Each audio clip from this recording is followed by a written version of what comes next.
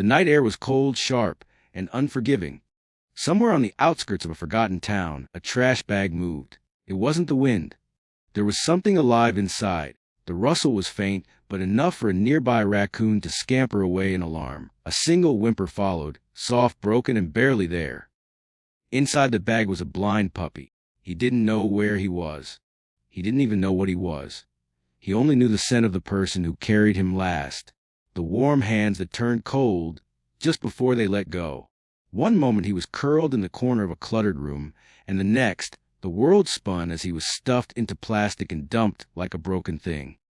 As the hours dragged on, he stopped crying. No one came, but something inside him didn't let go. By morning, the bag had torn just enough for him to wiggle free. He couldn't see, but his nose was sharp and his ears sharper. He followed the scent of earth and weeds, moving on shaking legs, stumbling over stones and debris. He didn't know where he was going, but something pulled him forward. Something ancient and stubborn. A mile away, a mechanic named Luce opened his shop for the day.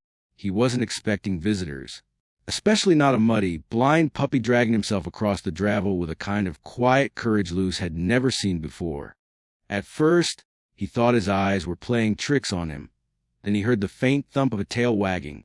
The puppy collapsed at his feet.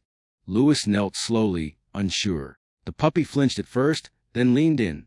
Trust, given without reason. Love, despite betrayal. Luce never meant to keep him. He had bills, problems, no room in his small apartment.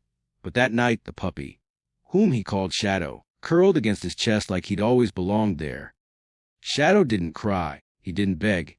He simply rested, as though he knew this man wouldn't throw him away. A vet visit revealed what Luce feared. Shadow was completely blind. The vet gently suggested rehoming or even euthanasia, claiming the pup never live a normal life. Luce just nodded quietly. He'd heard those words before, about his brother, who was born with cerebral palsy. About himself, when he dropped out of school to take care of him. He didn't need someone to tell him what kind of life was worth living. He brought Shadow home. The days turned into weeks, and the weeks into months. Shadow grew, awkward and uncertain, bumping into furniture and walls. But then, something incredible began to happen.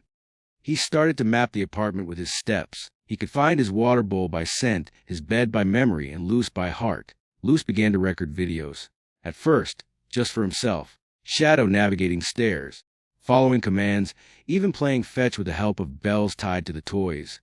But when he uploaded one to social media, it exploded. Millions watched the little blind puppy who refused to be helpless.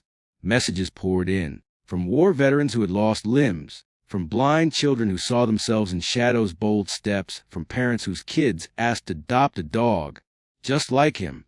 News stations called. Shadow became a symbol, not of pity but of persistence. And Luce, he became something too, a voice for abandoned animals. A reluctant hero.